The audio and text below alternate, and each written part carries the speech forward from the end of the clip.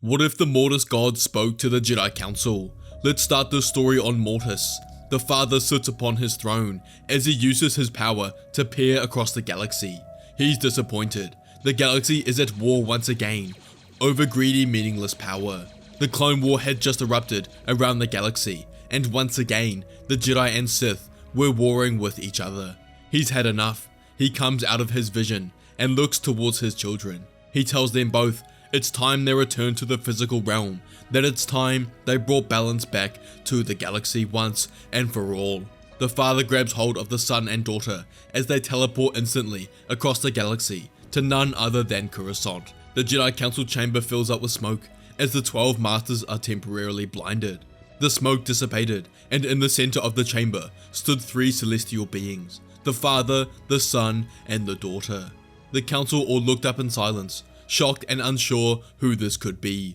The father scanned the room. He'd seen all of these Jedi before, but never in person. He focused on Yoda, who spoke first, asking the father who he was. He tells the council that he is balance. His daughter next to him is the light, and his son is the dark.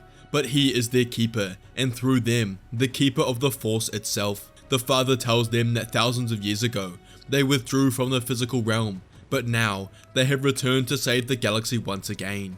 Yoda realizes it at this moment, as many others on the council do. This being is telling the truth, as he recognizes who he is. He's seen him before from the ancient Jedi texts, the mural at the Jedi Temple on Lothal. These beings are the ones, the gods of the Force. The masters look around at each other, the ones with the tales of bedtime stories for younglings, but in fact, they were real, which meant their power must be real.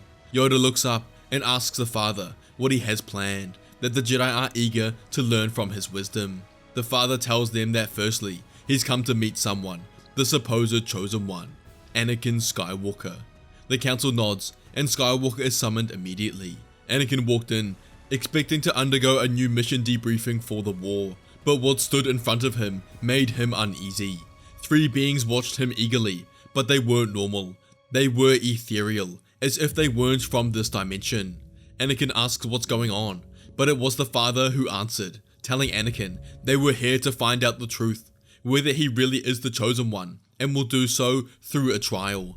As Anakin reached the center of the room, his mind went blank. The council melted away, stone and glass dissolving into a swirling void of light and shadow. Anakin blinked, and suddenly, he was standing in a place that was both night and day. The sun blazing on one side, the stars twinkling on the other. Out of the light stepped the daughter, her hand outstretched, her voice like a lullaby. She spoke, asking Anakin if he pledges to give himself to others without selfish desires, asking if he will save those around the galaxy who would kill him in a heartbeat, testing if he has forgiveness in his heart. But before him, a vision took shape. Count Dooku, broken and bleeding on the floor, reaching for help. Behind Anakin, he could hear Padme's soft voice, begging him to show mercy. Every part of him screamed to end Dooku's life, to end the war before it consumed the galaxy. Yet the daughter's eyes held him, glowing with quiet trust, daring him to rise above his anger. Then the light dimmed, and a chill washed over Anakin. The sun emerged from the shadows, smiling with cruel amusement. Flames flared, and in them, Anakin saw Padme, turning away from him, Obi-Wan standing at her side. He saw the council whispering in secret, cutting him out, denying him again and again. And finally, he saw legions of Jedi marching against him, their sabers raised towards him. The son taunts Anakin, asking him why he would spare Dooku like the daughter wanted, laughing now as he jokes how they will all betray Anakin, Padme, Obi-Wan, and the Jedi. They will take everything from him. He commands Anakin to end them before they end him. Strike Dooku down and protect what is his own. The images swirled fast. He felt the pull to both sides, light urging him to release, darkness promising power. But then Anakin calmed himself. This was not real. It couldn't be. He reached out with the Force, grabbed onto these 2 beings closest to him, the daughter, the son. He forced them to their knees, and with this, the vision was over. He opened his eyes to see. He was back in the council chamber, the father standing before him with a smile on his face, while the son and the daughter were on the ground following Anakin's actions. The father put his hand on Anakin's shoulder and told him it was settled then. Anakin must be the chosen one. That only the chosen one had the power to control his children. The council murmured in shock. For years, there had been doubts about Qui-Gon's claims, but now it had been proven by the father himself. The father turns to everyone and states that they stayed out of the galaxy for too long.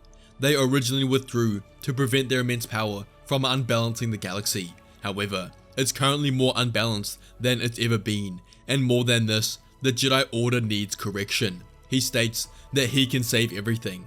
He can reveal the identity of the Sith, but first, the Jedi must fix themselves. Yoda asks the father what they must do. All the masters are eager to hear who the Sith really are, and the father tells the Jedi a story of the Jedi of ancient times. He describes the ancient Jedi Order on Tython, where a young Jedi would leave his home as a teenager to travel across the various temples on the planet, but not just in the light side of the Force, in all aspects of the Force, to achieve balance between Ashla in the light of the Force and Bogan, the dark side of the Force. As teenagers, they were expected to confront both aspects within themselves and the world around them, and only once they had achieved balance were they granted Jedi Knights. However, in the thousands of years after, the Jedi focused too much on the light, out of fear of the dark side, and lost their way. The father looked around, troubled looks on all the masters' faces. He tells the council that the Jedi Order must change to that of the Jedi of old, to strive for balance between the light and the dark sides of the Force, not just blind obedience to the light. And he tells them all that Anakin Skywalker will be the pioneer of this change, because at the root of this philosophy of mastering Ashla and Bogan is the ability to have attachments, real attachments, but to not be consumed by them, such as the one Anakin has to his wife, Padme Amidala. Every master's gaze turned to Anakin in shock, as Skywalker stared at the father in disbelief, whilst Obi-Wan lowered his gaze. But the father tells the council to be careful, that he can sense the anger in the masters towards Anakin for breaking the so-called Jedi Code. But Anakin is acting how a true Jedi should, acknowledging his emotions, seeking balance between them, and if the Jedi are to defeat the Sith, they must change to be like Anakin. Yoda, slowly starting to understand, asks the father what they must do, who tells them all they must start teaching the dark side here at the Jedi Temple. But so the Jedi can control it and achieve balance in the Force, they must allow Jedi to have attachments and experience a life so they can better understand and help those around the galaxy. And finally, they must act free of any political entity or corrupt government. And only then will the father reveal the truth about the Sith, but he states he will help the Jedi in doing this. Over the following weeks, the council starts implementing change. A few were reluctant at first, Mace Windu, Ki-Adi Mundi, but they couldn't deny these were the literal gods of the Force, and they would be foolish to not follow them. They trusted in their wisdom as they started to see real change. The son started teaching the dark side, but the father watched over him, ensuring it was from the viewpoint of balance. Jedi started to use their anger, fear and hatred to power them, but not through domination. They trained to master these emotions rather than ignore them completely. There was some initial pushback at first, but with time, most Jedi understood to see this was the only path forward. Jedi were allowed attachments. Anakin's marriage was made common knowledge, and if the Chosen One could achieve such power with an attachment, then it must mean having attachments couldn't be that harmful. Many in the Order started relationships with each other, and in the coming months, the first Jedi families came to life. With this, the Jedi Order strove back towards balance, exactly like the Jedi of old. After months of this transformation, the father, son and daughter met with the Jedi Council once again. The father praised the council for their actions and told them it was time he revealed the truth of the Sith. He told the council the Sith Lord Sidious has been in front of their eyes the entire time, and his true identity is Chancellor Palpatine. The Jedi Council acted instantly, with the father, son and daughter joining them. They went to Palpatine's office and declared he was under arrest. Before Palpatine could do anything, the council had him in custody, and Palpatine's face held true fear as he saw the father, son and daughter. He'd read about them in old Sith texts, but believed them to be the story of mere Force bedtime stories. Palpatine was taken to the Jedi's prison as the council took over the Senate temporarily. Over the following days, they released all evidence they had to the Senate about Palpatine being the Sith Lord, head of the Clone War, and indeed, with the help of the Father, they captured Dooku as well. Dooku was amazed by the changes the Jedi Order had taken, moving towards balance, and finally, making decisions for themselves, rather than the puppets of the Senate. He took a plea deal, deciding to give up all the information about the Separatists and Sidious for a shorter 10-year sentence. There was some initial pushback from the Senate, calling what the Jedi did unconstitutional. However, after the war ended swiftly, the Jedi returned power to the Senate as Bail Organa was elected as the new Supreme Chancellor.